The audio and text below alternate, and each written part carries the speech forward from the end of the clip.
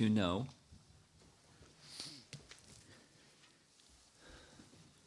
Rupa Goswami has described there are 64 items that are particularly beneficial,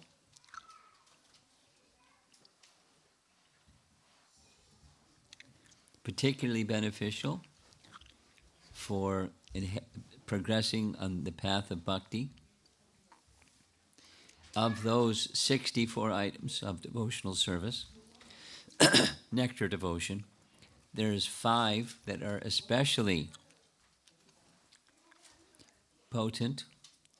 Rupa Goswami writes that any one of these 5, if carried out without offense, is sufficient to lift one swiftly to the stage of bhava bhakti, the preliminary stage to prema bhakti. And one of them is residing in a holy place, such as Vrindavan. And Farmington Hills isn't on that list. So if you live in Farmington Hills and you don't live in Vrindavan, what to do? One option is move to Vrindavan.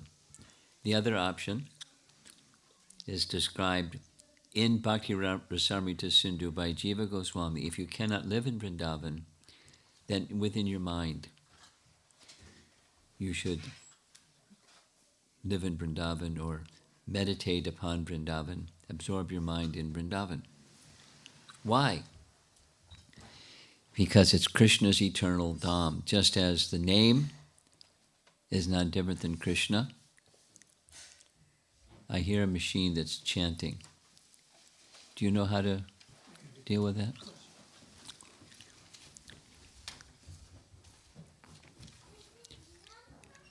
Just as the name of Krishna is not different than Krishna, the Bhagavatam is not different than Krishna, the deity form is not different than Krishna. Those are 3 of the 5. The devotees of the Lord are representatives of Krishna, and the holy Dham is not different than Krishna. I'm sure you've heard these terms, prakat and aprakat, the manifest and the unmanifest pastimes of Krishna. So Krishna manifested his pastimes in Vrindavan not so long ago. Now how frequently does Krishna appear to manifest his pastimes? Once in a day of Brahma. How long is a day of Brahma? It's a long time. You know how long? One duration of the cycle of 4 yugas is 4,320,000. And then, how many of those makes one day? How many yuga cycles makes one day? 1,000. You add 3 zeros to 4,320,000. And that's one day and then is night. So 4,320,000,000 times 2. That Krishna came just 5,000 years ago is not so long ago in terms of the day of Brahma. And when he manifests his pastimes, he descends with his eternal associates, and some of the devatas, they also come for some period of time during his pastimes to assist him in his pastimes. And when his pastimes conclude, the devatas are sent back to their abodes, their realm, in the heavenly realm, enlivened like anything, having taken part in Krishna's pastimes. And the eternal associates, 2 things. They are withdrawn into the unmanifest state where we can't see them, but the pastimes are eternally going on, not visible to our eyes. And the eternal associates from Goloka, they return to Goloka. So when we go to Vrindavan, we don't see those pastimes. We don't see the personalities engaging in those pastimes with Krishna, because he manifests them once in a day of Brahma. But they're eternally taking place. At least the teaching tells us that. And the way to see that which we can't see now is starting with the ear. You can see through your ears. Different faculty. And through the ears, one can become cleansed. And as one becomes cleansed, then if Krishna so desires, he can manifest himself, as he has done for devotees. I'll tell ahead of time. In the places that you see on the screen here, one of the places we're going this evening is to the Bhajan Kutir of Sanatana Goswami. One of the Bhajan Kutirs of Sanatana Goswami is in this same area, near the bottom of the hill of Nandagram, and just to the side of Pavan Sarovar. We're also going to go there. So it's described that Krishna appeared to Sanatana Goswami and informed him that there was, in a cave on the hill of Nandagram, there was a deity. You'll see photographs of the deity of Nanda, Yasoda, and Krishna and Balaram. So he went to the cave. Sure enough, the deities were there, and he had them installed on the top of Nandagram at the temple. And to this day, those deities are being worshipped. Now, you and I are not likely to have Krishna come visit us and say, my deity form is in such and such cave. But there are persons, because of their devotion, Krishna's there, and one can feel his presence, and one can hear about those most qualified, most eligible persons who have had such experiences.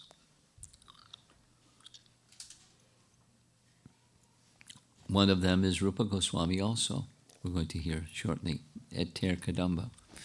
So Ter Kadamba, the first three places, the Bhajan Kutir place of Sanatana Goswami, and the Bhajan Kutir place of Akinchana Das Babaji.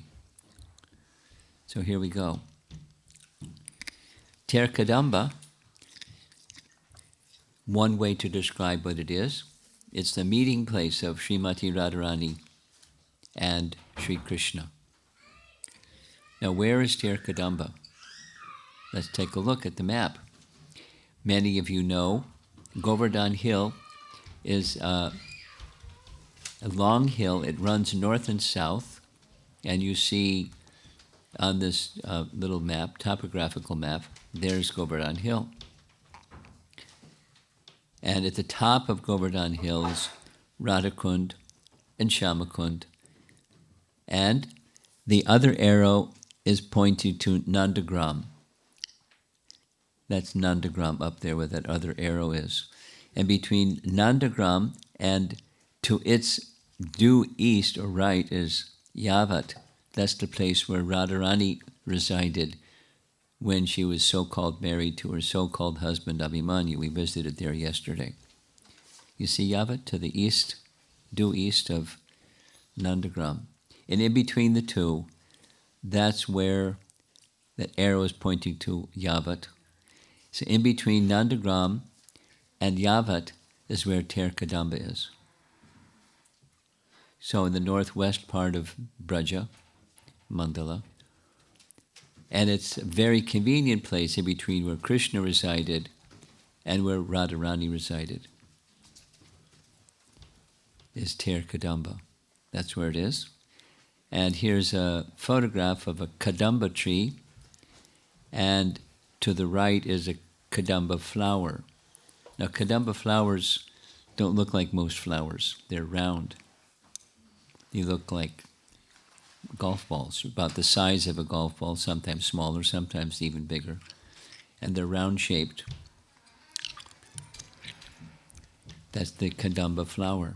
So sometimes Kadamba garlands were made for the deities or for Krishna.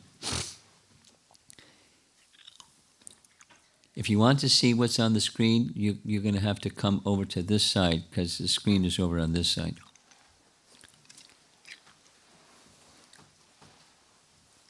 Very good, very good. So that's a Kadamba tree, and Ter Kadamba is in a Kadamba grove. Many, many, many, many Kadamba trees were there during Krishna's time. And let's take a visit to Ter Kadamba as it is today. Here's the entranceway. You can see there's some marble steps going up. And in the back, there's an altar. And on the altar, there's a photograph of Rupa Goswami and a pastime that took place at Ter Kadamba. But notice what's above the altar. You see that placard? It's kind of engraved in Sanskrit. Here's what it says. It's a verse composed by Raghunath Das Goswami honoring Rupa Goswami. Adadanas taladantayar idam yache punak punak Srimad Rupa Padamboja Rajoham Syam Bhave Bhave.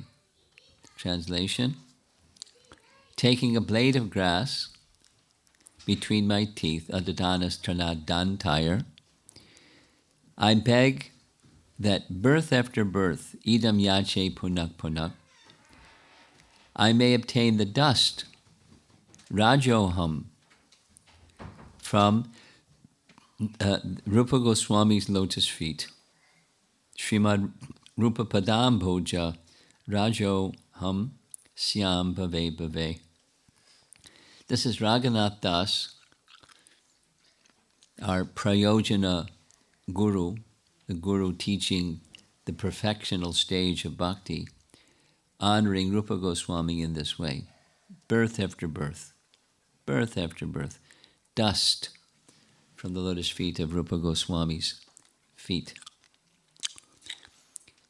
And this is from Danakeli Chintamani, one of his books. He was not well known as a big author, but when he did write, he was looking up to Rupa Goswami. In another book, Mukta Charitram, Srimad Rupa Padam Bhoja Duli Syam Janma Jamani. Slightly different last two lines. So it's placed, it's honoring Rupa Goswami because he spent much time at Ter Kadamba, a meeting place for Radha and Krishna. And when the painting is not there, there's deities that are there. The deities that are there are shown here. Krishna Balaram, deities. And when they're off the altar, it's because there's some visitors and the pujari takes the deities off the altar and places them on this little throne over on the side. And take a look. We're going to go a close-up look at the deities when they're outside. There's Krishna Balaram again.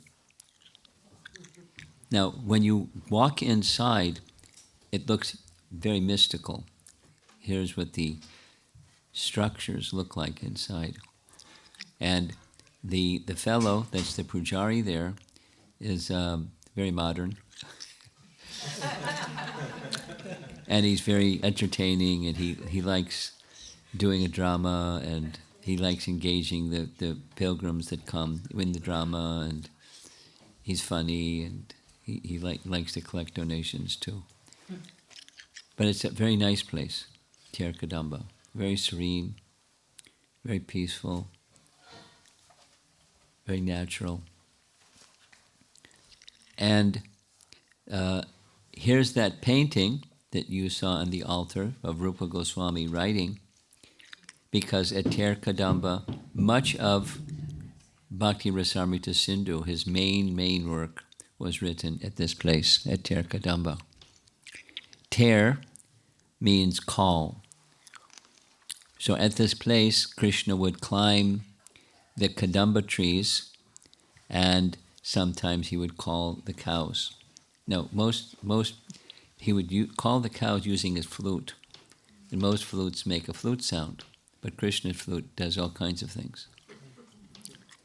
He would call, Krishna was taking care of Nanda Maharaj's cows that were a lot of cows. So the cows were put in groups according to their color and according to their shapes, like Mridanga Mukhi. There's some cows that had heads that looked like Mridangas, and so forth and so on. So the cows would have names, the groups of cows would have names, and with his flute he would call the names of the groups of cows. And they would come running when they heard, because they were just waiting to hear Krishna calling them by the name. And they would come running with their tails raised and their ears raised. And because the place, Ter Kadamba, is almost at Nandagram. And not far from Ter Kadamba was the Goshal. So they were being called to come to gather and go to the Goshal for milking time at the end of the day. So that was one call. Another call is he would sometimes go to the top of the Kadamba tree and call the gopis for coming to enjoy with him, because not far from Ter Kadamba is Yavat, Radharani's place. And with Radharani always, there were many, many of her friends, close associates. Most of them, if not all of them, were married, but their whole time was spent with Radharani, not with their families. So they were with Radha, and in the evening time, he would call them to come join him for pastimes together. So, Ter Kadamba, in the grove of Kadamba trees.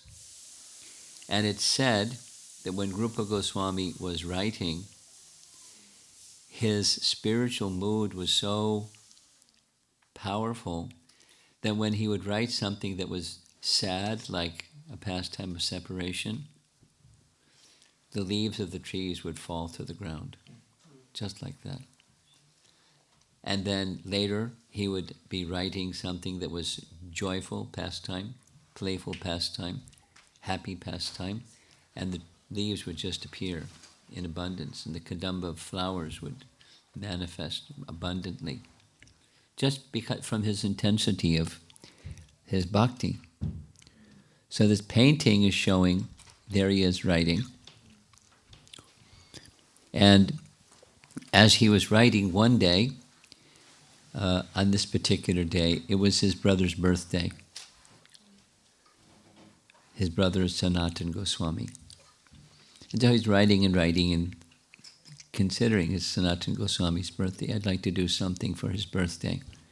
He just had a desire. And sure enough, down the path, as you see, came a Brijvasi village girl, and she was carrying with her the ingredients for making sweet rice. Milk, sugar, rice, ghee, camphor, and saffron.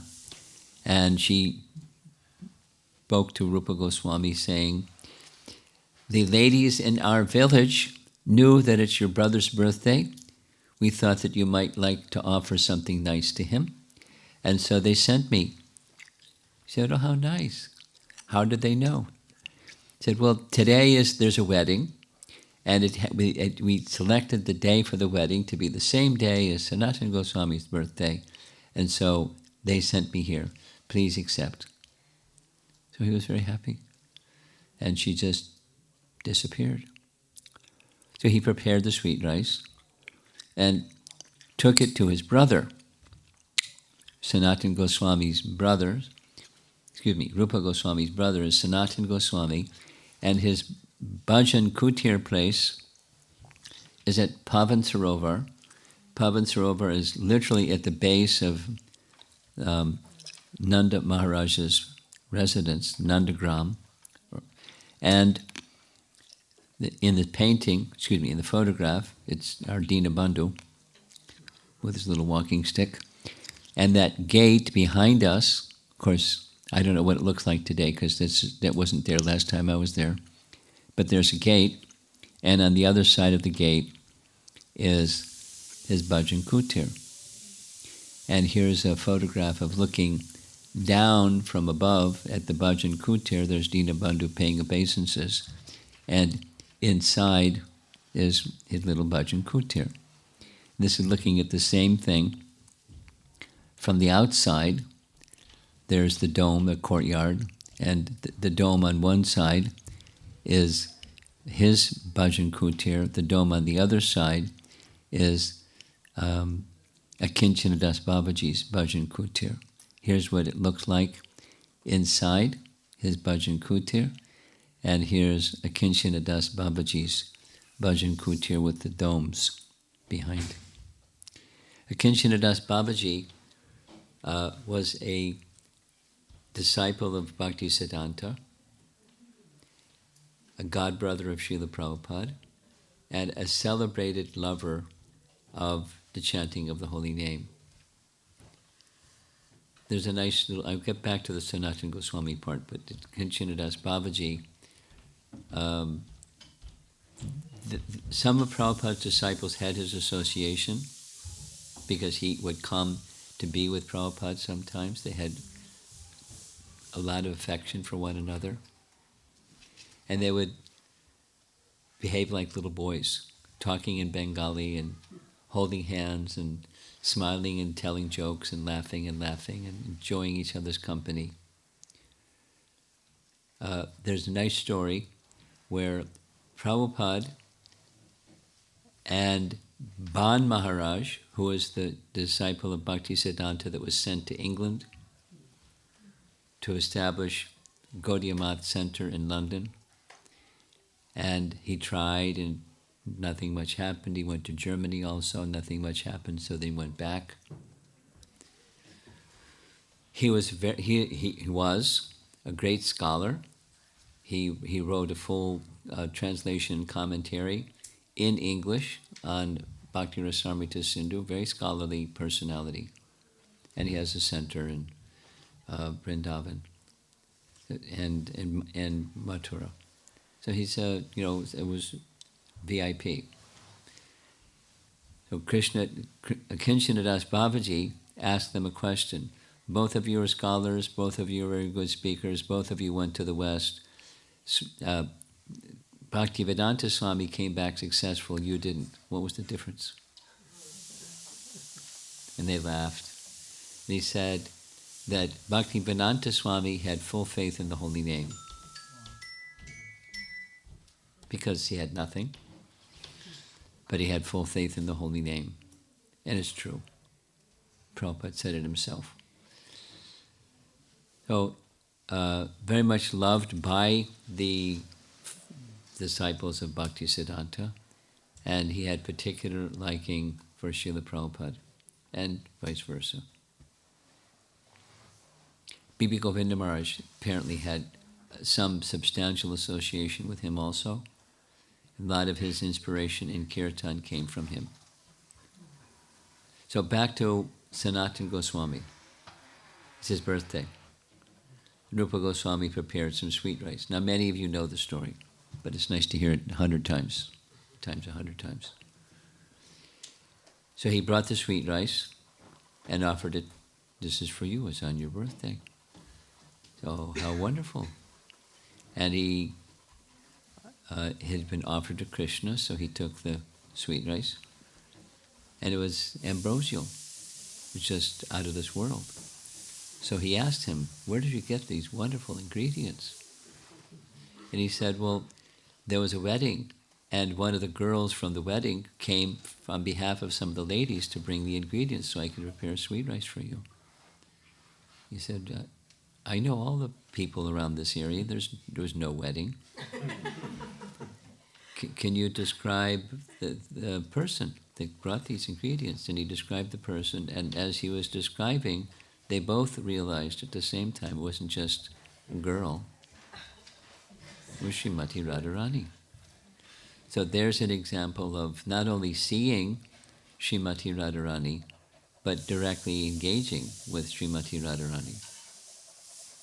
a near contemporary, Rupa Goswami, not so long ago. And Sanatana Goswami was upset with him. Oh no, we're supposed to serve Radharani, and now you're having me take service from Radharani. That's very bad. But the sweet rice is so good. Here, you take some. And they had a sweet rice party together. So that pastime took place at Sanatana Goswami's Bhajan Kutir. And it's at this Bhajan Kutir that we also mentioned Krishna visited him and told him where deities of Nanda and Jasoda were. You'll see the deities.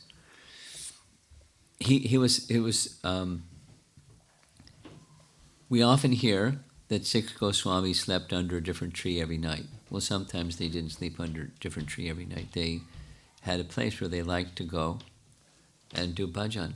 There's another place that's very celebrated place by the side of Manasi Ganga. It's at that place that he left his body. And then his body was taken in a grand procession to Vrindavan town, and his body was placed in samadhi on the back side of the Madan Mohan temple where he did his worship.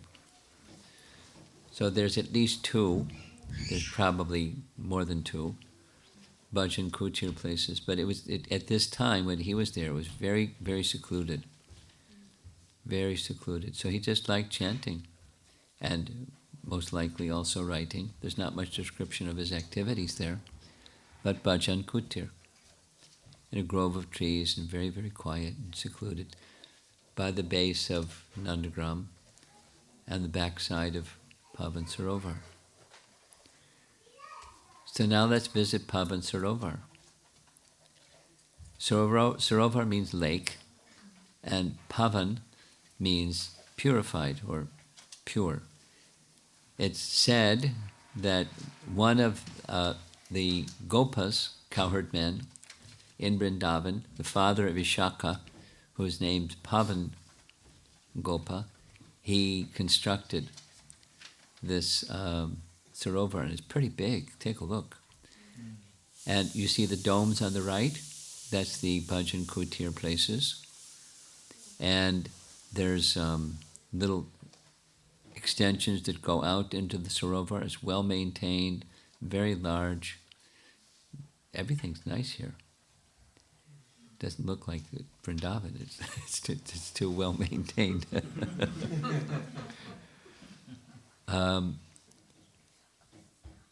Every day, Nanda Maharaj would come down with Krishna, and they would take their bath in Pavan Sarovar. Mother Jasoda and the ladies, so there's an area for the men and an area for the ladies, and they would bathe. And sometimes Gopas and Gopis would come and bathe. Sometimes at the end of the day, the cows would be given water from Pavan Sarovar because it was nice and clear and fresh. And look on the left side, you see a yellow building. And now we're going to look at it directly across the Sarovar. That's Pavan Bihari Temple. Pavan Bihari Temple. See the dome? And here's the Radha Pavan Bihari with Mahaprabhu by his side. And little Radha Krishna. And a Govardhan Sheela, of course. And here's a close-up of Pavan Bihari. Nicely maintained. Nicely maintained. Now, there's a very nice pastime connected with Pavan Sarovar. And Dinabandhu really likes to tell this story. And I can't tell it as nicely as Dinabandhu tells this story. But one day, Mother Jasoda was preparing some fried items, and Nandana came and tugged on her sari, asking, "What are you preparing?" She said, "Your father is going to visit Prayag, and it's a long journey, so I'm making some items so he can take with him and have things to eat on the way." You know, in the way Dinabandhu says it is funny, but he wanted to know where is Prayag, and he kept asking her questions, and how long does it take to get there, and what's the reason for going? And she said, I'm busy cooking. Go ask your father. He has the answers to all these things. So Nanda Maharaj, he asked him, where's Prayag? It's the confluence of three sacred rivers. There's Saraswati, Ganga, and Jamuna. And I'm going there to take my sacred bath because it's a very special time, very special place. It's called the pilgrimage place, the king of all pilgrimage places. So I'm planning to go today. And Nandana said, today isn't the auspicious day, tomorrow. Tomorrow's Akshay Tritiya. You should go tomorrow. Okay, I'll go tomorrow. So the next morning, before his travel, Nanda Maharaj went down the hill and was taking his morning bath, and he saw something that he never saw before. There was this majestic, kingly-looking person rolling on the dust of Vrindavan, entering into the Pavan Sarovar, coming out, getting onto the bank of the river, the bank of the Sarovar, rolling in the dust, laughing and calling out and raising his arms and making a big celebration and doing it again and again. Now this is Nanda Maharaj's bathing place. So he approached the man, said, who are you? He said, my name is Prayag. And he said, I don't know anybody in Nandagram, but the whole of Vrindavan of the name Prayag. I am Prayagraj. I'm the personification of the sacred place Prayag, and I've come here to take my sacred bath. He said, but Prayag is such a sacred place. He said, that's the problem.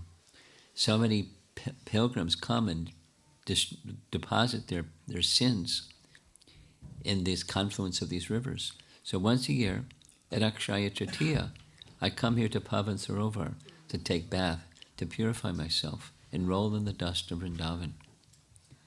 Oh. And just at that time, on the other side, there were a number of ladies. They weren't just Brijbasi ladies. They were very well ornamented and nice saris and celestial-looking persons. So he asked, who are they? And by name he identified. This is Ganga personified, this is Jamuna personified, and the names of all the sacred rivers personified. And they've also come here to take bath on Akshaya Tritiya because they also have the same problem. So many persons deposit their sins in their sacred rivers. So they come here once a year to become purified. Oh.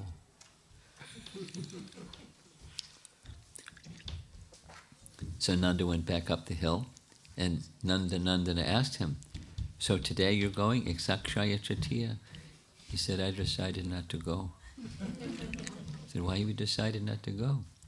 And he explained, all these personalities come here, and I take my bath here every day. And today is Akshaya Tritiya. I don't need to go anywhere.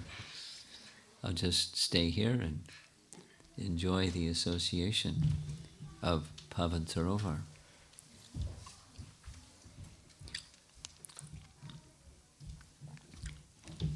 Now, Pavan Sarovar is at the base of Nandagram. Nandagram is one of the ways to describe Nanda Parvat, the hill. And we're going to visit these three places, Nandagram and How Balau. You'll see some photographs, and Sheshavat. In the early morning hour, in the distance, there you see Nandagram, or Nandagram, and agricultural fields surrounding it, and so forth. And here's another photograph of the same place. And when you go up on top of the hill, here's the temple. And very well maintained, very nice. And the main altar is to our right. One of the domes is to our right. To the left of that dome, to our right, is an altar of Lord Shiva, and I'll explain shortly. Now, before the ancestral home of Nanda Maharaj was here, Nandagram. But as we know, there were no children, so he and Nanda Maharaj shifted to Gokul. Krishna made his appearance in Gokul. There was disturbances, so at 3 years, 4 months, they shifted. And they shifted from there to a place known as Chatikar. They stayed in Chatikar for some time, and then 2 more shifts to a place called Dig, then Kamyavan, and then returned back to Nandagram. That's a little history of the movements of the families. And most of the childhood of Nanda and Nandana, Krishna, was at Nandagram. So, mentioned already, Krishna appeared to Sanatana Goswami, revealing these very large deities. You'll see the deities.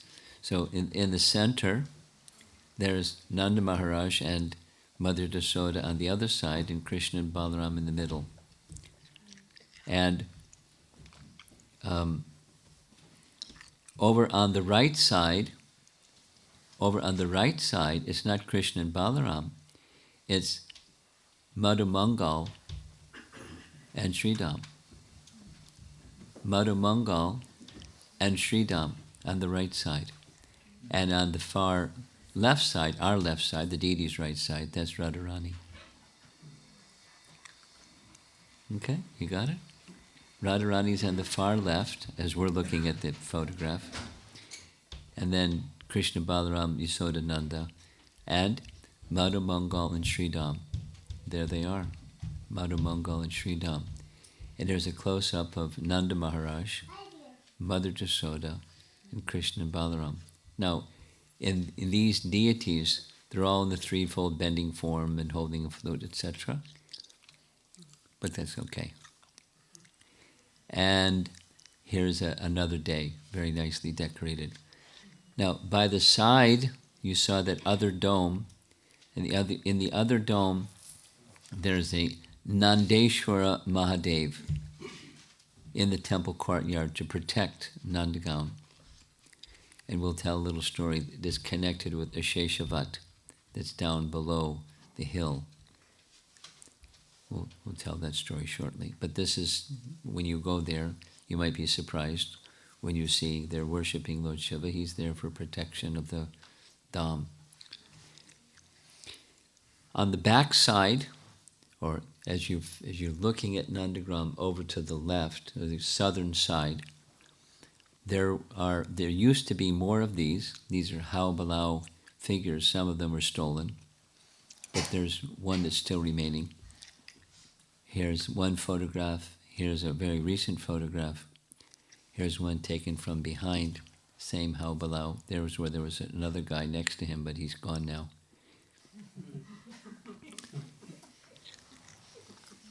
And the story is, one time, Mother Yasoda was preparing Krishna's lunch. This is when they're little, preparing lunch. And the cowherd boys were with Krishna, and Krishna was with the cowherd boys, and they were having too much fun. So Mother Yasoda sent Rohini, tell them it's time for lunch. They didn't even pay attention to her, they were so busy. Absorbed, not busy, but absorbed in playing. Children can be like that sometimes. So she tried and tried and tried. It was unsuccessful. They wouldn't even talk to her. They just kept playing. So she went back and informed Mother Yasoda, I think you're going to have to go. They wouldn't even respond to me. So Mother Yasoda came, and she was a little more demanding, a little more forceful. But, the cowherd boys were telling, no, we're having too much fun. So she decided she had to use some trick. And she said, okay, I'm going back. "Oh no!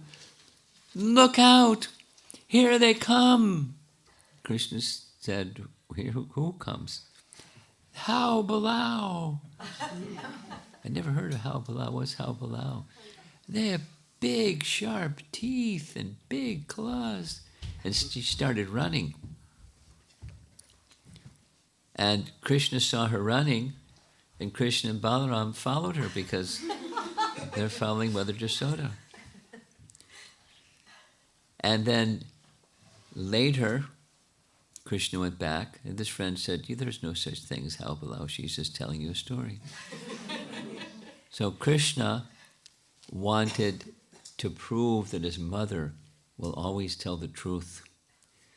So How Balau's manifested. And he told Mother Jasoda, we ran and ran. She said, Nanda, no. I just made that up. There's no such thing as How Balau. They're really big.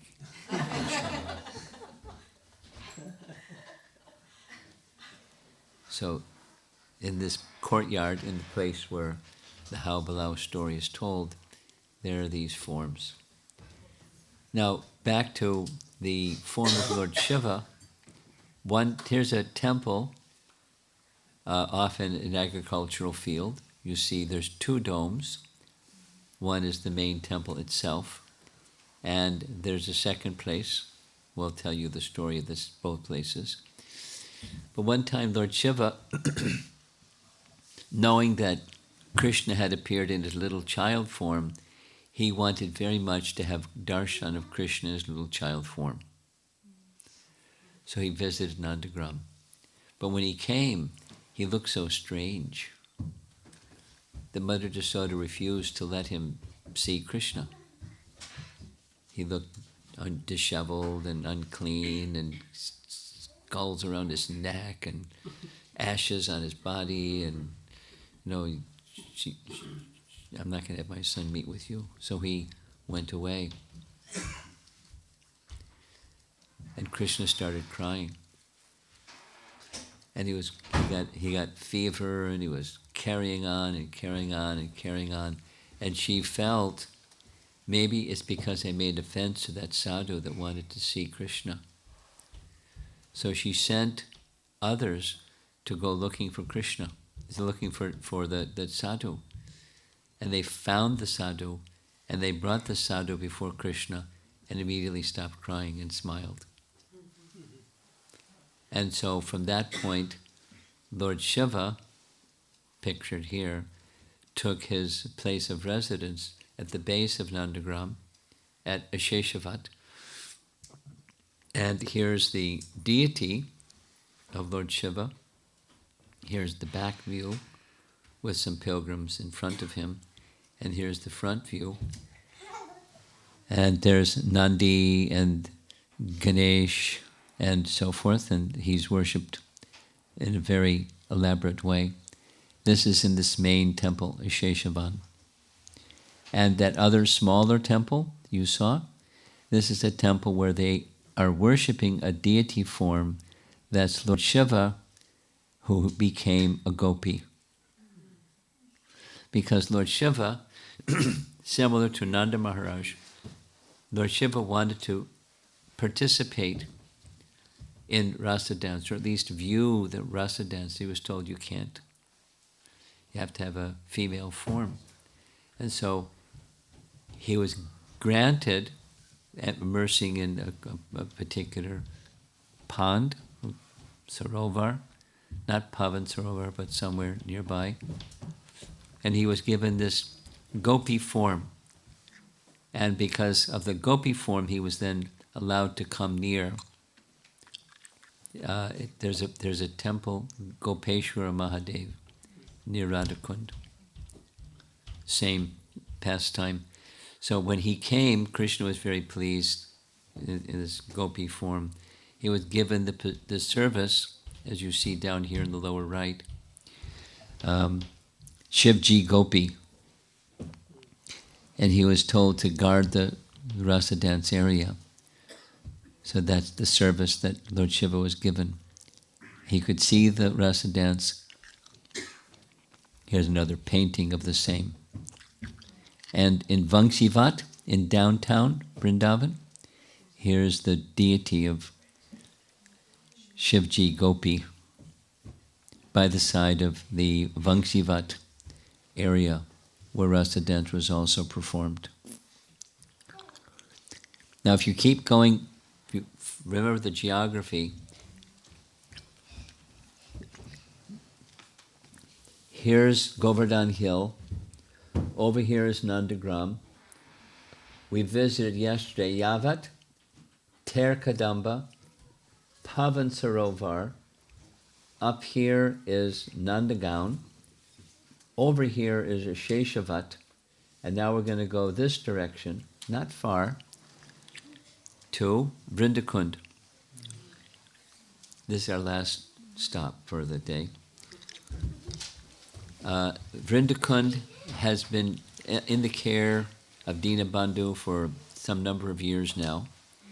He's built a very nice structure for the worship of Vrinda Devi. It's a very photographic place. There's lots and lots and lots of pictures on the web for this temple. And a nice Vrindakund in front. And look at the beautiful feature of this deity of Vrinda Devi. Now, look closely at the left hand of Vrinda Devi, and you'll see in the left hand of Vrinda Devi there's a parrot. And her parrot, her favorite parrot, who's with her always, her name is Daksha. And Daksha is her principal disciple. And this Daksha parrot has 100,000 other parrots. 100,000 other parrots, because Vrinda didn't have SMS messages or Google groups or anything like that. She just sent message through all the parrots. The parrots were carrying messages. The plan for Vrinda Devi, made by Vrinda Devi and Purnamasi each morning, what would be the plan for Krishna's pastimes for the day? They set the plan, the strategic personalities. Who is Purnamasi? Yogamaya personified. We know what Yogamaya is. Yogamaya does everything, conducts. And another term has another name. It's Leela Shakti. Leela Shakti is Vrinda Devi personified. Leela Shakti personified is Vrinda Devi. So together, those two would meet each morning and plan out the details. Vrinda Devi, the elder, white-haired Purnamasi, the mother of Sandipani Muni, and the mother, Sandipani Muni, her grandson was Madhu Mangal. It's nice. It's said, knowing that Krishna would soon appear, Purnamasi came to Vrindavan before Krishna appeared. She came with her grandson, Madhu Mangal. And they resided in Vrindavan for some time before Krishna appeared. So Madhu Mangal became kind of like the Brahmin sidekick of Krishna. And Vrinda Devi was the Leela Shakti, and Purnamasi was Yogamaya. And together they orchestrated so many things. A little description of Vrinda Devi's service. There's a lot that's found about her. Here's a little description from there's a writing by one of Rupa Goswami's writings, was called Radha Krishna Ganodesh Deepika. It's like a who's who. And everybody in Krishna's pastimes is identified by Rupa Goswami. Here's his writing. Vrinda Devi has a beautiful complexion, the color of molten gold. She wears blue garments and is decorated with pearls and flowers. Her father is Chandrabhanu. Her mother is Pulara Devi. Her husband is Mahipala, and her sister is Manjari Devi. This is Rupa Goswami's writing. She always remains in Vrindavan, immersed in love for Radha and Krishna, and yearning to both arrange for their meeting and taste the nectar of assisting in their transcendental pastimes. So she's called the arranger. Purnamasi figured it out, and Vrinda Devi was the arranger. She was like the CEO of Krishna's pastimes. It's said, there's many things. She had storerooms all over Vrindavan where she kept all of the necessary paraphernalia for their pastimes.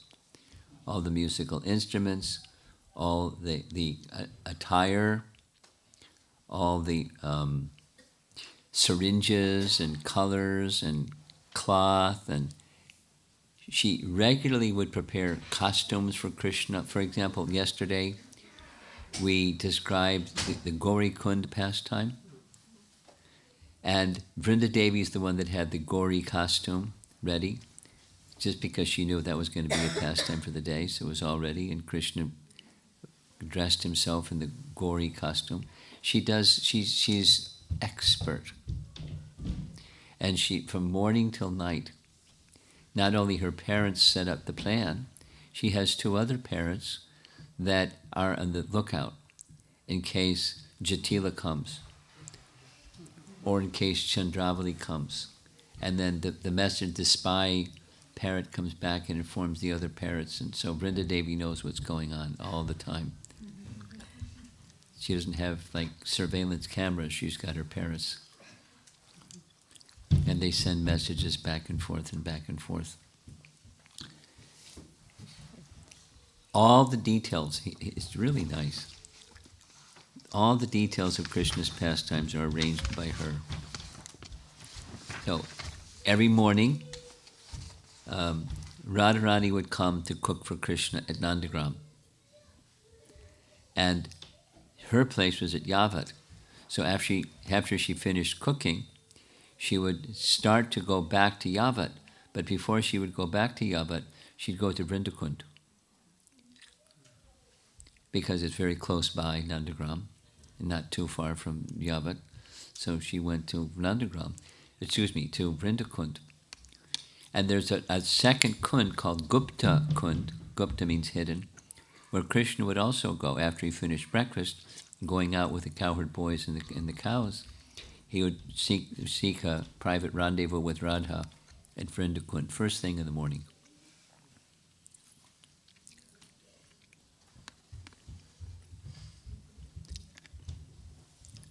Vrinda Devi makes elaborate arrangements for an appropriate forest spot and specific trees, creepers, fruits, flowers, birds, and other animals. She personally selects the various color combinations, fragrances, songs, and musical instruments to be offered for the pleasure of Radha and Krishna. She decides who among the unlimited gopis and manjaris who will assist Lalita and Vishaka, offering sandalwood, pulp, refreshments, play musical instruments, fan the divine couple with chamras, offer pan, betel nuts, and spices on a jeweled tray. Every single detail of each and every one of Radha and Krishna's eightfold daily pastimes, which peacocks will dance, which bumblebees will hum, which parrots and kokilas will sing, which breezes will blow. Vrinda Devi is the CEO. Morning till night. Morning till night. She's their first encounter in the morning, and she's the last one to be with them in the evening. She stays with them in the evening when it's time to return, so that there's no trouble for Radha. She sends her back to Yavat, and sends Krishna back to Nandagram. When there's meeting, she's there at the place, and she personally brings Radha to meet Shyamasundar. She's all the gopi associates of Radha. They love her very much. They love the divine couple very much, but they don't have the same kind of intimacy of service that Vrinda Devi has. She's very, very, very, very. That's 4 varies. Special personality. And she has an assistant. Yeah. Her assistant's name is Vira. V-I-R-A. Vira means like strength. Vrinda Devi. She's also famous, and she assists Vrinda Devi. She can be very bold and arrogant, but she can also speak sweetly with flattering words. Her complexion is dark. She wears white garments with various jewels and flower garlands. And her residence is near Guptakund. So she helps Vrinda Devi. Now, Vrinda Devi is so dear to Radha and her gopi friends that one day they decided they wanted to honor her in a special way. So they came up with a very playful plan. The playful plan is they were going to have a mock marriage of Krishna and Vrinda Devi.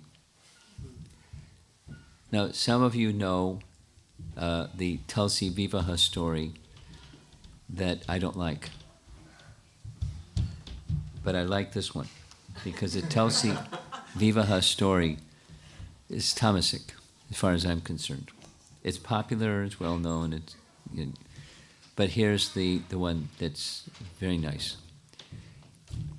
Contemplating Vrinda Devi's kindness and making wonderful arrangements for her loving pastimes with Krishna, Srimati Radharani once summoned Lalita and Vishaka and made a plan to reciprocate with Vrinda Devi. Radha and her friends fashioned a beautiful throne big enough for 2 people to sit on. Vishaka then sat Krishna beside Vrinda Devi in a playful mood, full of laughter, taking the role of a priest. Lalita began chanting the mantras for invoking marriage.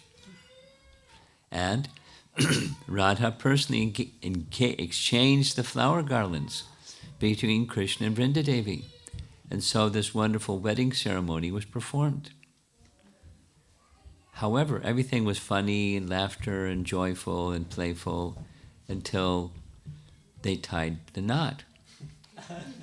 And when they tied their knot, Vrinda Devi suddenly realized, wait a minute. So she got up and tried to bolt and run, but she couldn't because her sari was tied to Krishna's dhoti, to his cloth. And then the gopis clapped and they had a nice time. A playful mock marriage. Vrinda Devi or Tulsi Devi, because the terms are exchangeable. Vrinda Devi has her place in the spiritual world. It's described nicely that Tulsi that's in this realm is an expansion of her, Vrinda Devi of the spiritual realm. And here's a very beautiful painting of Vrinda Devi. And here's a close-up of the Vrinda deity that's at Vrinda Kund. And it's a nice place to visit. That's nice grassy area and nice kund and beautiful deity worship. Now this deity, a nice story.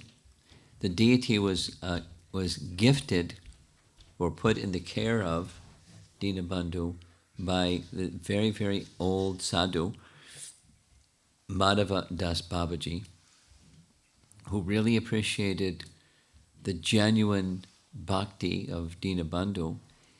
Now, the story is when the deities were being taken from Vrindavan for safety by Jai Singh from Vrindavan to Jaipur, they were taken in bullock carts. It's secretly in the dead of night when no one could see, just for security purposes. And one of the places they stopped was at the very edge of Vrindavan, because on the other side, going a little further, is Rajasthan. And all the deity carts the next morning would move, but Vrinda Devi wouldn't move. And they tried this and tried that and tried the other thing, and Vrinda Devi wouldn't leave Vrindavan. She never leaves Vrindavan. So many of the deities left, but she didn't. And she stayed. And over some period of time, this this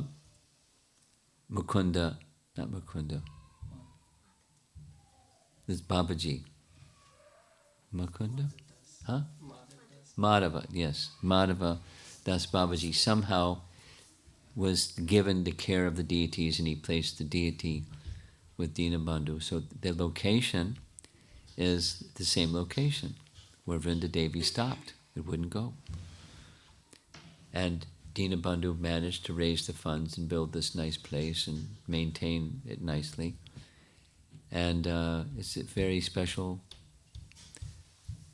honor to be actually worshipping the Vrinda deity that belongs in Vrindavan and orchestrates Krishna's pastimes in her Prakat Lila.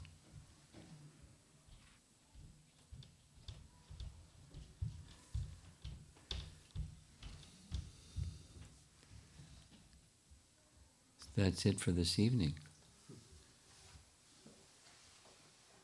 Now, yesterday evening I went really long, but I thought it would end a little shorter this evening. It's been an hour and 15 minutes. And let's see if there's some discussion. Anything at all about Vrindavan is fine with me. Doesn't have to be just these particular pastimes. Yes? I have a couple of questions.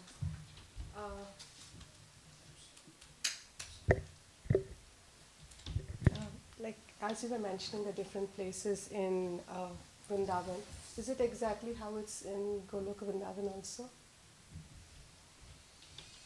You want to know, is the geography identical? Yeah. If you took a Google map photograph of the spiritual world, would it look the same? Is that what you're asking? Kind of like do that? The places exist, and if they are... The places exist. It's not this many miles or this many, kilometers, this dimension, that dimension. The Boma Vrindavan has everything that's there in the Goloka Vrindavan. And the geography is not the same, because it's unlimited. The spiritual world is unlimited. Now, even this Boma Vrindavan, it's not there. You can take measurements and say this many, circumference and this much in diameter and so forth. However, Prabhupada's explanation is that even this earthly Boma Vrindavan is like a lotus, that sometimes the petals spread open and sometimes it closes. So the distances can become shorter or greater. That was Prabhupada's explanation of how did Krishna get around Vrindavan. He didn't have a car, didn't have a bus, didn't have a rickshaw, didn't have a bicycle. How did he get from this place to that place? How did he get all the way to Kaliyagat so early in the morning? And the boys went back from Kaliyagat so Prabhupada's explanation. To go from where Kaliyagat is to Nandagram by car without traffic, it's a couple hours. But the cowherd boys went back and forth a couple times.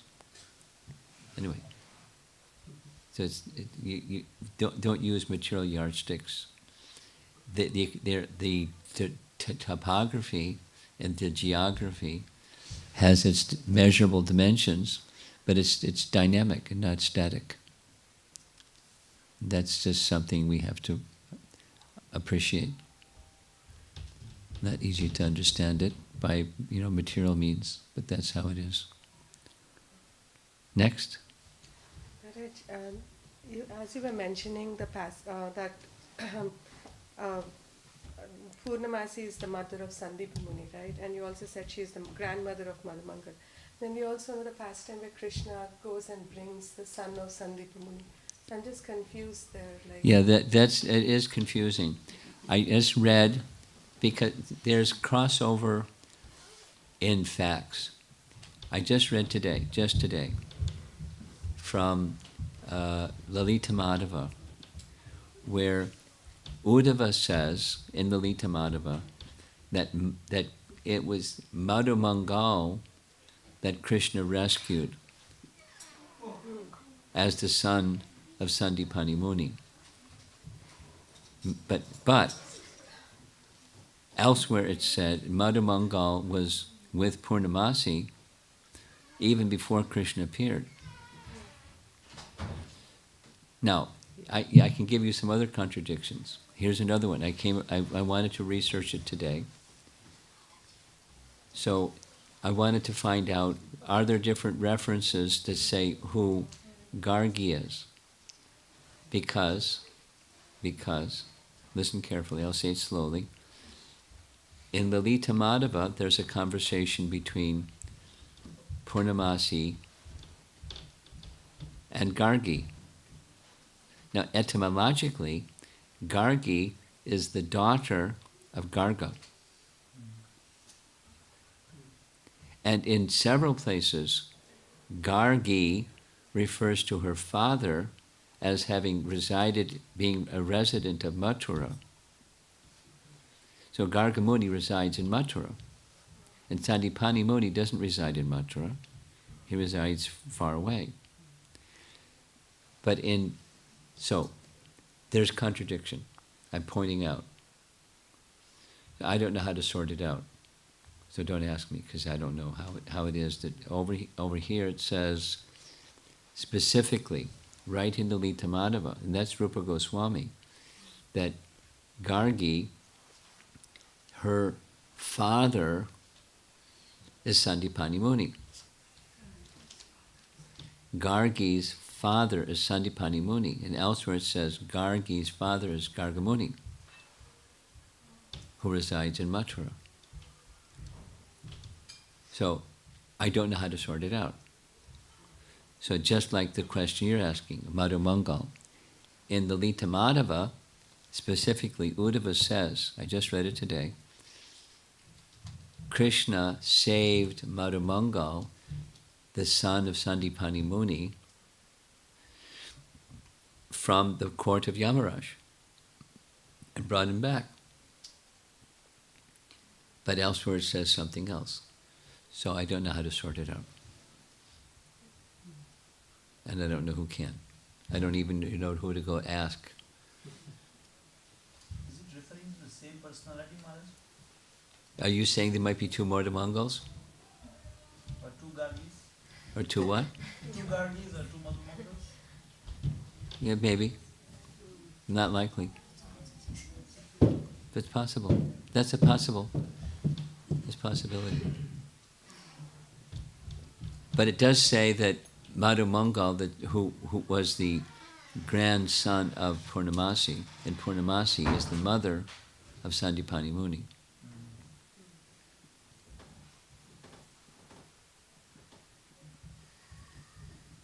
But it's a possibility. It's a possibility. Because our acharyas don't get mixed up. We may get mixed up. It's quite possible.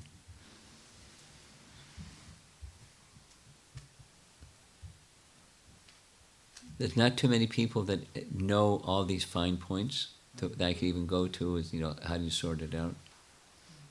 I'll see if I can. I'll follow up. A question came last night that I sent to Shivara Maharaj. Oh. The question that came up last night was, are Jatila and Katila also in Krishna Loka?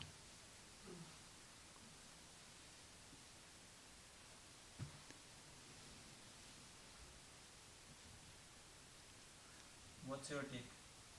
I don't know, but it's but what I sent to the person who asked this question yesterday evening was Harisham. You know Harisham? He's a disciple of Sachinandan Swami. He's now living with in Ypsilanti, at least for a while, Harmony Collective person. So I shared with him, and I could share with you, but I need a way to send it to you, from Shiva Maharaj's Krishna San Gati.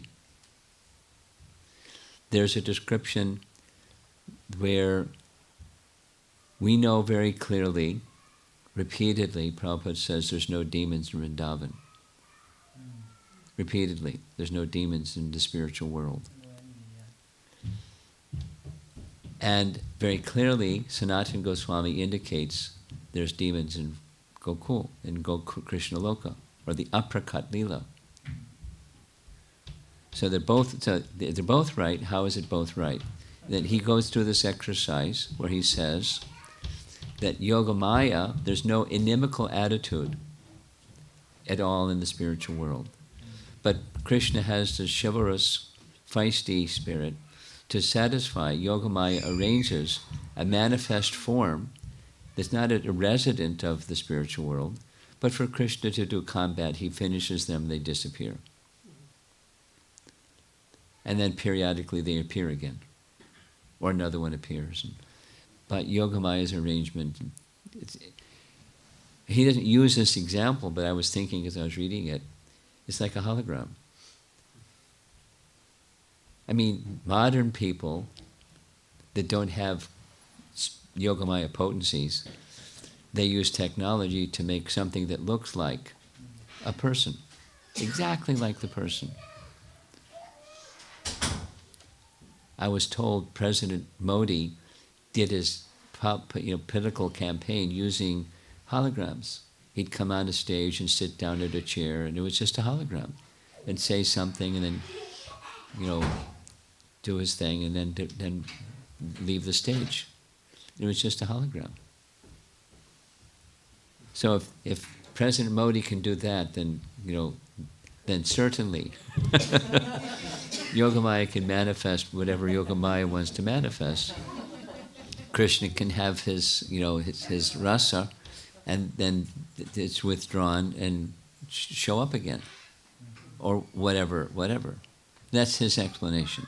There's no demons in Vrindavan, but there's demons in Vrindavan in this way. They're not residents of the spiritual world. They're there to assist Krishna in his pastimes. That's all.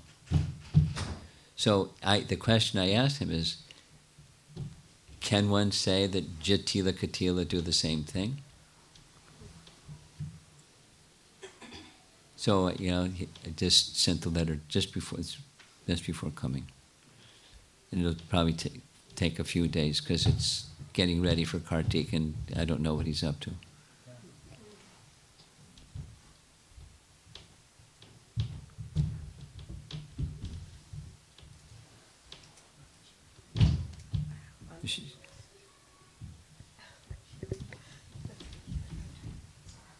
Hare Krishna Maharaj. So, with your permission, I didn't get chance to listen completely, but can I add something, and then you can correct my understanding about that Jatila Kutila, the question. About the which? About Jatila and Kutila, do they exist in eternal Golok or not? So I heard something. Can I add, and then you can correct Then me? tell me what the source is first. The sources is Bhaktinarayan Maharaj. He wrote one book called Radharani, the Supreme Goddess. In that book, he mentions certain things. It's difficult for me also to understand, but I need your understanding on that, or correction basically. Go ahead. Yeah. So Maharaj, he mentioned that, as we know that prakat and aprakat difference. Yes. So he mentioned that when Krishna appear here on this planet along with his paraphernalia, then certain things take place which is not there. So in Nitya Golok Vrindavan, certain things are only in a consideration. It's not actually a physical form. Yeah, just this is what Harisham was saying. There's a particular word. There's a particular Sanskrit term, and it's the bhava manifests only in their emotional stage. But what Shivaram Maharaj is writing is different.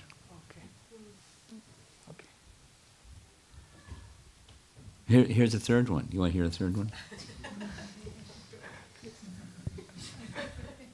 What you're saying, I'm familiar with it. And what Shiva Maharaj says is there's actually Yogamaya manifests them. Now he may say, no, that's the same.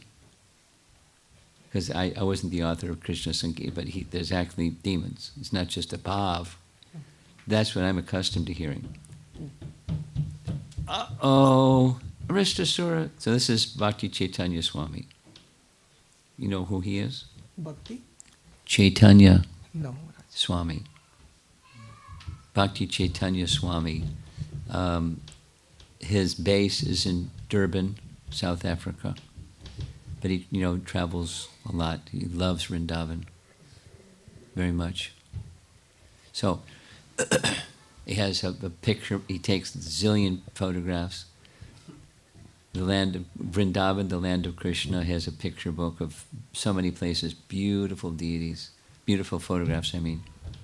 So, in Goloka, there's no demons. But some mysterious person no one has ever seen before comes running through Vrindavan saying, Aristasura is coming! Aristasura is coming!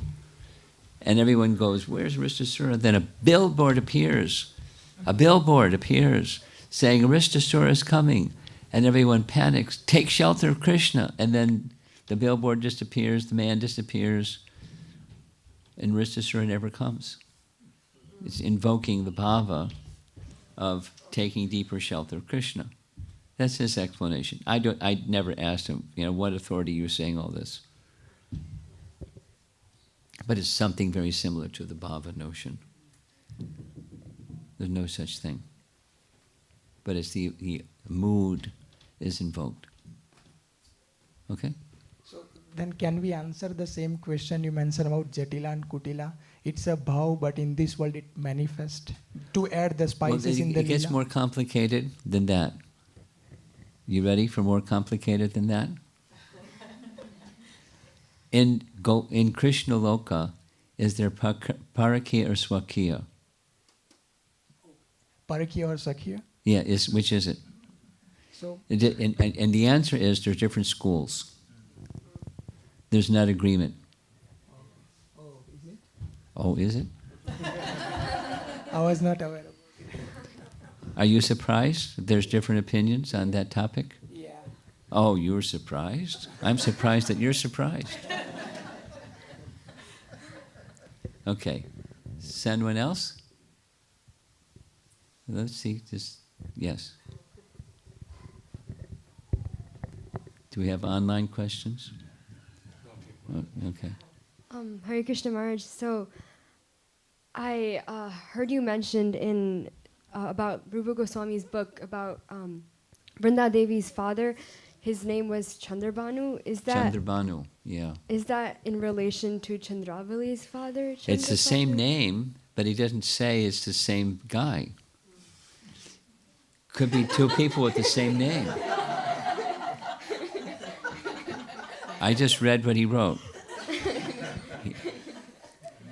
Now, I could research it further and say, Chandravali's father was Chandrabhanu. What was Chandravali's mother's name? That would help. But I don't know the answer to that. I could research it. You could research it. Next. That's it? Yeah, that's thank you, Chandrabhanu. Maharaj.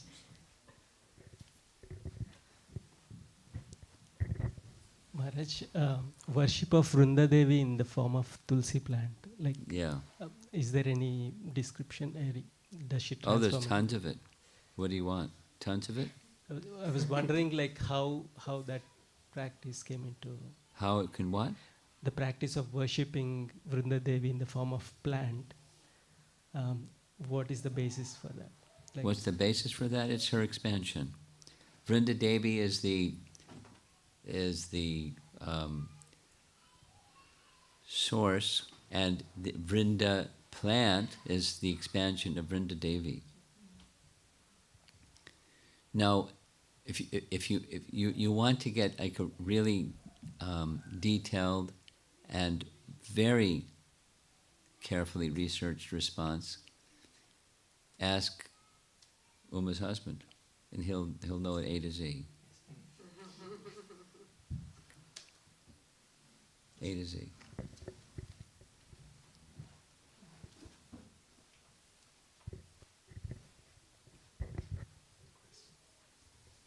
Okay. Go ahead. No, go ahead. Go ahead. Go ahead. Maharaj, just like how we hear So about hold it closer so others can hear. how we hear about that the Yoga Maya covers so that like in Pastimes of the Lord, can we say the same thing when Rupa Goswami cannot recognize Radharani when she comes, or is there any other reason? No, that's a nice reason.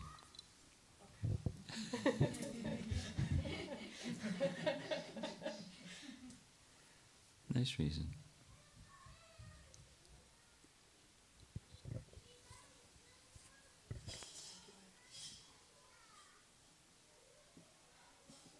Okay.